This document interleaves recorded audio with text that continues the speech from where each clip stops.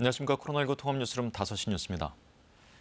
거리두기 강화 이후 4주 만에 코로나19 신규 확진자 수가 3,000명대로 떨어졌지만 위중증 환자는 다시 1,100명대를 기록했습니다. 정부는 확진자 규모가 줄면서 병상 가동률은 일단 위험 수위에서 벗어났다고 판단을 하고 있는데요. 오는 금요일 거리두기 연장 여부를 발표할 예정입니다. 정현욱 기자가 보도합니다. 오늘 코로나19 신규 확진자는 3,865명. 지난달 30일 이후 4주 만에 3,000명대로 내려왔습니다. 주말과 한파 영향으로 검사 건수가 줄기는 했지만 지난주 화요일 신규 확진자가 5,000명대였고 다음 날 7,000명대로 증가한 뒤부터 꾸준히 줄었기 때문에 감소세는 뚜렷하다는 것이 방역당국의 판단입니다. 반면 오늘 위중증 환자는 어제보다 24명 많은 1,102명으로 발생 이후 두 번째로 많은 수치를 기록했습니다. 전국의 중환자 병상 가동률은 76.7%, 서울은 78.6%로 여전히 높지만 방역당국은 최근 병상이 확충되면서 위험 수위는 벗어났다고 밝혔습니다. 확진자 규모와 고령층 환자가 줄었고 병상도 1월까지 계속 확충될 예정이기 때문에 의료 체계의 여력은 앞으로 좀 안정화될 것으로 예상하고 있습니다. 정부는 코로나 환자 치료로 일반 진료를 못한 민간 의료기관 등에 대해 3천억 원대의 손실보상금을 지급하기로 했습니다. 거리두기 연장 여부는 오는 31일 발표 예정으로 내일 신규 확진자가 다시 6천 명을 넘어설지가 판단 기준이 될 것으로 보입니다. 현재까지는 지금의 거리두기를 2주 더 연장하는 방안이 유력하지만 밤 9시로 제한된 식당과 카페의 매장 영업시간을 완화하자는 주장도 팽팽히 맞설 것으로 예상됩니다. KBS 뉴스 정은욱입니다. 다음은 정치권 소식입니다. 민주당 이재명 후보는 청년사회복지사들과 만나 복지 문제와 비정규직 임금 문제 등을 거론하면서 정책 차별화를 강조했습니다. 국민의힘 윤석열 후보는 박근혜 전 대통령 수사는 공직자로서 한 일이라며 미안한 마음이 있다고 말했습니다. 방준원 기자의 보도입니다. 민주당 이재명 후보는 청년 사회복지사들과 만나 정책 차별화를 강조했습니다. 세계 1위 자살률, 최악의 출산율이 결국 복지 문제라고 지적하고 복지 정책에 대한 근본적인 전환을 촉구했습니다. 이재명 후보는 또 같은 일을 할 경우에는 비정규직의 임금이 정규직보다 높아야 한다고 주장했습니다. 고용 안정성이 보장되지 않는 데 대해 임금을 추가로 줘야 한다는 차원으로 공공부문부터 시작해야 한다고 말했습니다. 이 후보는 지역 언론과의 토론회에선 촛불혁명 직후 있었던 개헌의 기회를 잃었다며 합의되는 것부터 점진적으로 개헌하자고 밝혔습니다. 기본권을 강화한다든지 이거 누가 반대하겠어요? 반대하기 어렵겠죠. 저는 경제 기본권 이런 건 개념을 좀 도입하지 않은 입장이고요. 또 지방자치분권을 강화하자. 국민의힘 윤석열 후보는 한국방송기자클럽 토론회에 참석했습니다. 박근혜 전 대통령 수사를 두고선 공직자로서 한 일이라고 말했습니다.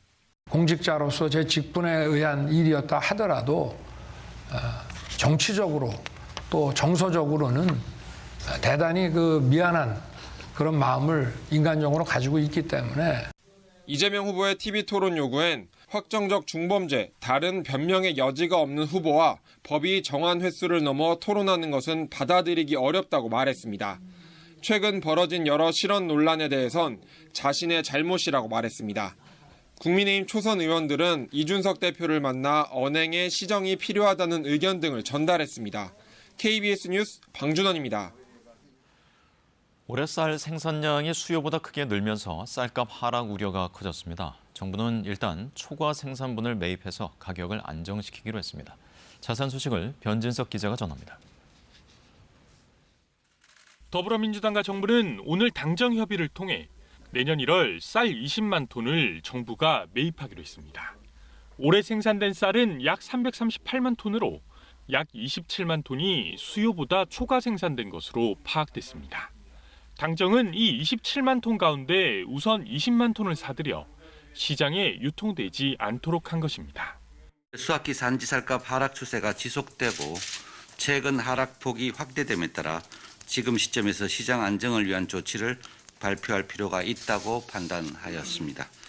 나머지 7만 톤은 시장 상황을 더 지켜본 뒤 추가 수매 시기를 결정하기로 했습니다.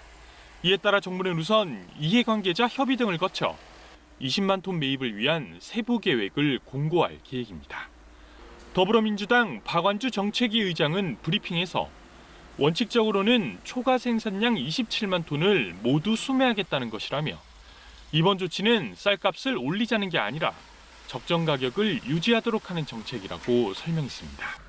이와 관련해 농림축산식품부는 쌀 수급 과잉이 반복되지 않도록 벼 재배 면적을 조정하는 등의 대책을 마련하겠다고 밝혔습니다. 공급 과잉으로 올해 산지 쌀 가격이 이달 20kg에 51,254원으로 10월보다 9.8% 내렸는데 가격 안정을 위해 적정 생산 대책을 마련하겠다는 것입니다. 한편 농식품부는 2021년산 공공 비축 미국 매입 가격을 벼 1등급 기준 40kg 포대당 74,300원으로 확정했습니다.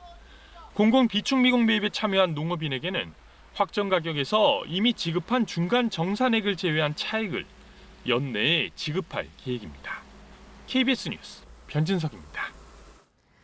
서울시가 민간 재개발 사업 후보지 21곳을 선정해 발표했습니다. 서울시는 이들 지역의 민간 주도 개발 사업이 신속하게 추진될 수 있도록 지원하고 정비 사업이 완료되면 2만 5천 세대의 주택이 공급될 것으로 기대하고 있습니다. 석혜원 기자입니다. 노후 주택이 밀집돼 있는 서울 용산구 청파동 일대입니다. 이곳을 포함한 21곳이 서울시의 민간 재개발 후보지로 선정됐습니다. 서초구를 제외한 24개 자치구에서 102곳이 후보지로 참여했고 이 가운데 59곳을 추려 최종 심사했습니다.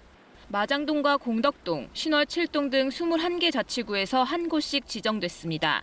창신동과 숭인동 등 앞서 공공재개발 대상에서 제외된 도시재생지역 4곳과 불광동과 홍은동 등 재개발 구역 지정에서 해제된 지역 3곳도 포함됐습니다. 다만 강남구와 중구, 광진구 등 사업 가능성이 떨어진다고 판단되는 곳은 제외됐습니다.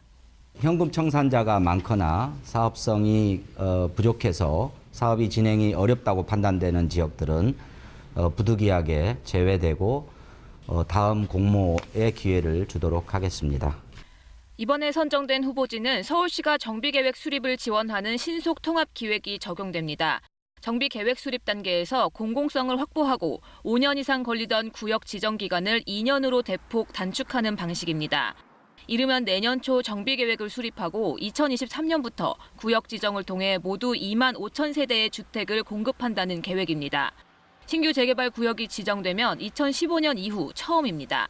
선정된 지역은 투기 수요를 막기 위해 오늘부터 토지거래 허가 구역으로 지정됩니다.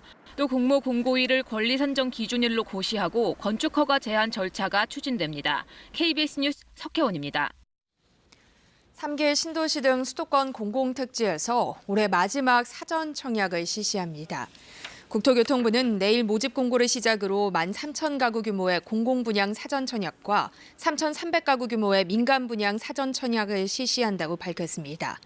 이번 4차 공공분양 사전 청약은 부천 대장, 고양 창릉 등 3개 신도시에서 6,200여 가구, 구리 갈매 역세권, 안산 장상 등 수도권 입지에서 7,300여 가구를 공급합니다.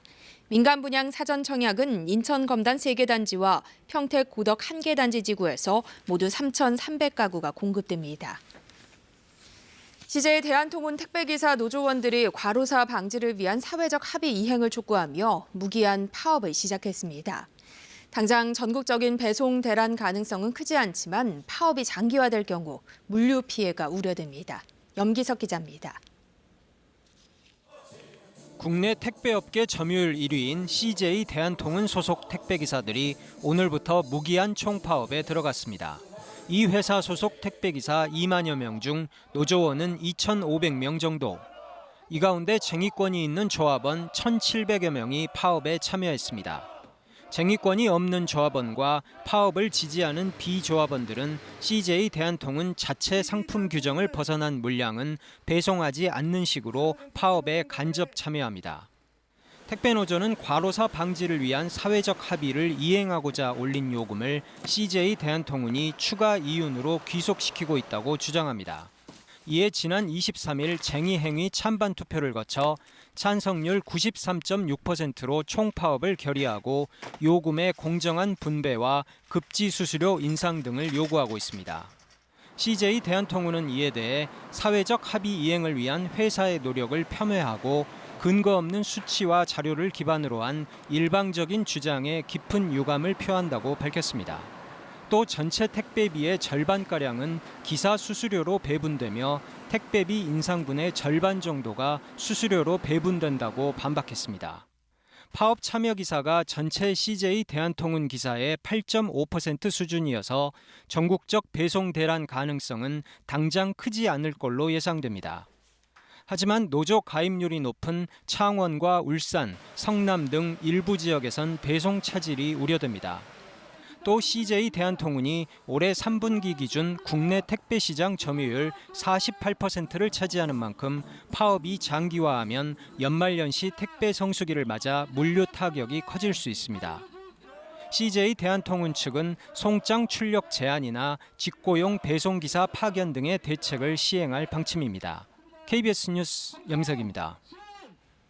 유럽을 비롯한 전 세계에서 코로나19 오미크론 변이가 빠르게 확산하고 있습니다. 최근 확진자 수가 급증한 영국에서는 신규 확진자 10명 가운데 9명이 오미크론 변이에 감염된 것으로 나타났고, 이 덴마크와 아이슬란드에서도 오미크론 변이 발생으로 코로나19 사태 발발 이래 가장 많은 확진자가 나왔습니다. 임민지 기자가 보도합니다. 현지 시각 27일 영국의 코로나19 신규 확진자 수는 98,515명으로 10만 3,558명이었던 전날보다 소폭 감소했습니다. 매일 10만 명 안팎이 코로나19에 걸리고 있는 영국에서 신규 확진자 10명 중 9명은 오미크론 변이에 감염된 것으로 나타났습니다. 오미크론 변이의 등장으로 바이러스가 빠르게 확산하고 있지만 영국은 추가 규제를 도입하지 않을 계획이라고 밝혔습니다.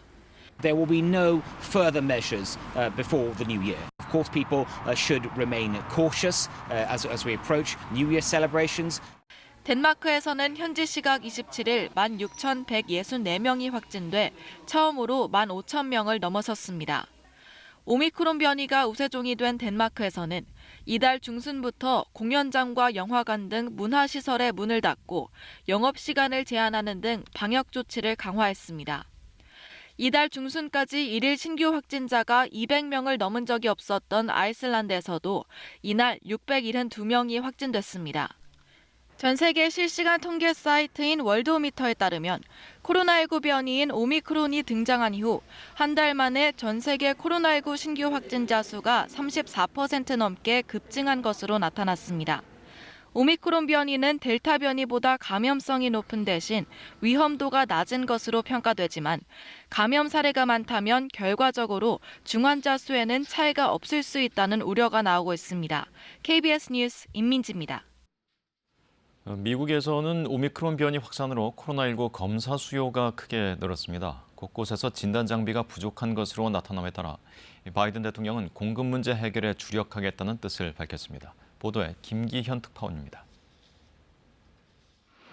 하루 평균 확진자가 20만 명을 훌쩍 넘기면서 미국 뉴욕을 비롯한 곳곳의 코로나19 검사소마다 긴 대기 행렬이 계속 이어지고 있습니다.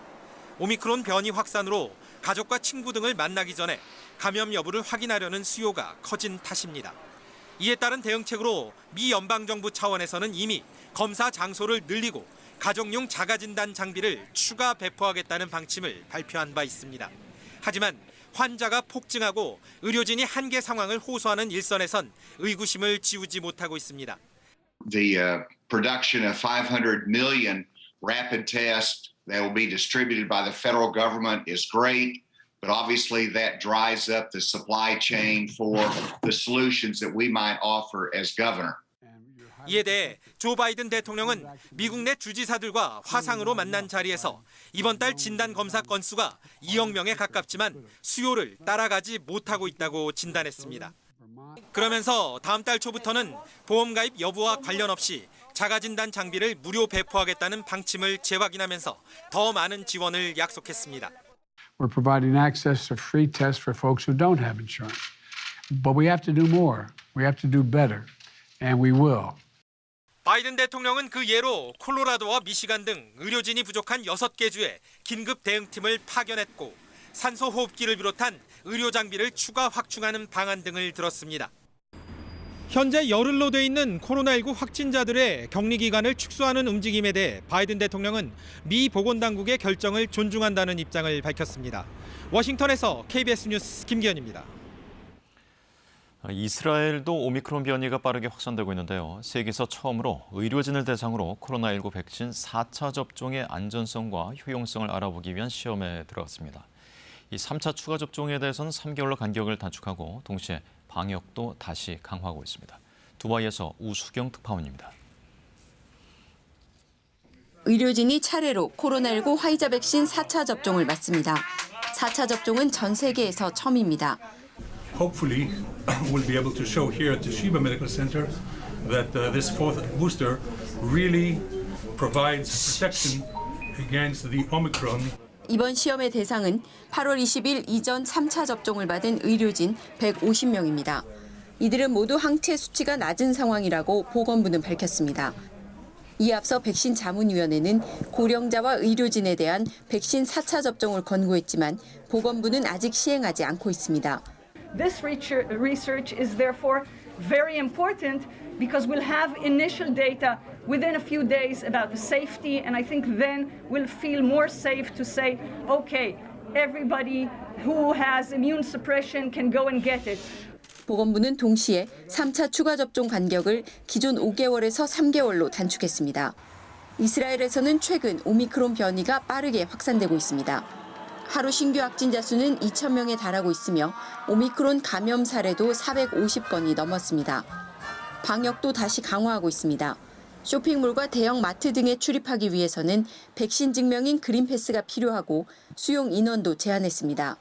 또 백신 접종을 맞은 학생이 70% 이하인 학급들은 원격 수업으로 전환하도록 했습니다. 코로나19 백신 3차 접종을 가장 먼저 시작했던 이스라엘은 현재 전체 인구의 45%가 3차 접종을 완료했습니다. 두바이에서 KBS 뉴스 우수경입니다. 코로나19 대유행의 첫 해였던 지난해 전국 소상공인의 수익이 1년 전보다 평균 43% 정도 줄어든 것으로 나타났습니다.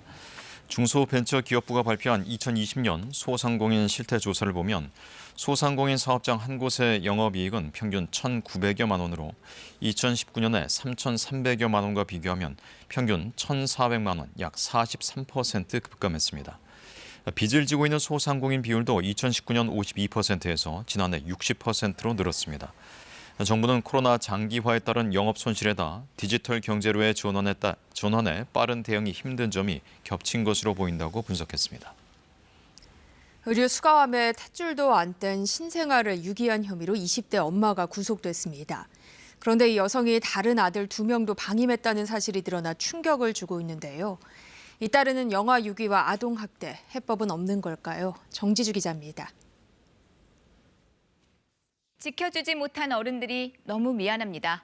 하늘의 별이 된 아기가 그곳에서는 행복하길 바랄 뿐입니다. 아기를 추모하는 정성들이 하나둘 이렇게 모였습니다. 사탕에 장난감도 있고요. 아기가 좋아할 만한 거는 다 가져와 봤습니다. 헌옷 모으는 의류수거함 앞입니다. 지난 19일 밤 11시 반쯤 이 안에서 탯줄도 떼지 않은 갓난아기가 발견됐습니다. 아기는 이미 숨진 상태였습니다. CCTV 등을 분석한 끝에 지난 23일 20대 여성 A씨가 경찰에 붙잡혔습니다. A씨는 지난 18일 집에서 아기를 낳은 뒤 곧바로 집 근처 의류수거함에 아기를 버렸다죠. 오후 5시 20분쯤입니다. 하필이면 그날 큰 눈 내렸고요. 한파까지 들이닥쳤습니다. 그날 엄마 A씨는 갓 태어난 아기를 수건에만 싼 채 의류수거함에 그렇게 버렸습니다. 남편이 임신 사실을 모르고 있었는데 끝까지 숨기기 위해서 아기를 몰래 낳아서 버렸다.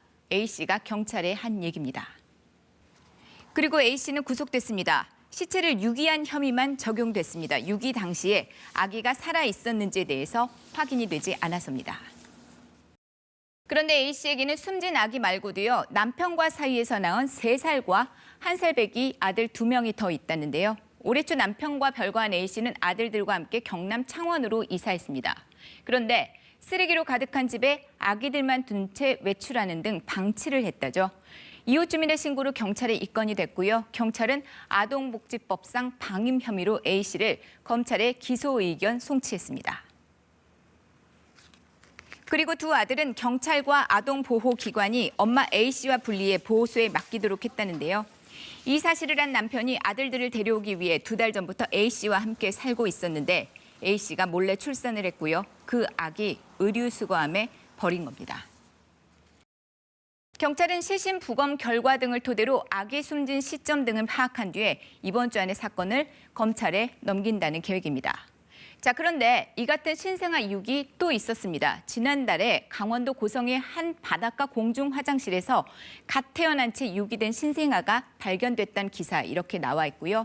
지난 여름에는 한 식당 앞 음식물 쓰레기통에서 역시 탯줄을 안 뗀 신생아가 발견돼서 충격을 줬었죠. 최소 67시간을 그 안에 있었습니다. 탯줄 통해서 영양 공급을 받았다지만은요, 폐혈증을 비롯해 아기 상태는 심각했습니다. 봉합을 비롯해 수술도 수차례 받았습니다. 전국에서 성근과 아기 용품들이 답지했고요. 아기는 그렇게 기적적으로 살아났습니다.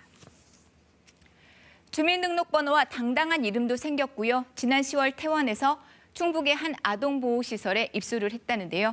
검찰은 살인미수 혐의로 친모에게 징역 20년을 구형했습니다. 이미 1심 선고가 내려졌어야 하는데 코로나 여파로 연기가 됐다죠. 양부모에게 학대받다 숨진 정인이 사건 이후로 아동학대에 관해서는 법 강화를 비롯해 대응 체계 등 개선 노력이 이어지고 있습니다. 하지만 영아 유기는 사각지대에 놓여 있다는 지적들이 많습니다. 경찰청 통계를 보면 지난 2010년부터 10년 동안 모두 1,200여 건의 영아 유기 사건이 발생했거든요.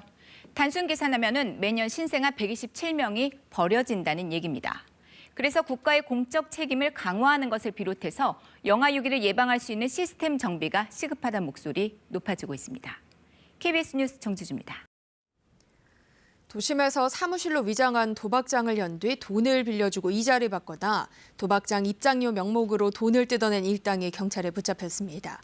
주범은 조직폭력배 두목인데 장기 이식이 절박한 사람을 상대로 사기를 벌여 재판을 받던 중 범행을 저지른 것으로 확인됐습니다.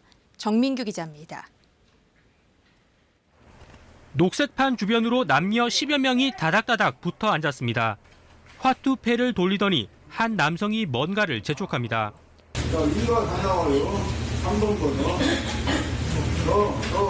몇 초 사이에 뭉칫돈이 쏟아지고 남성이 쓸어담습니다.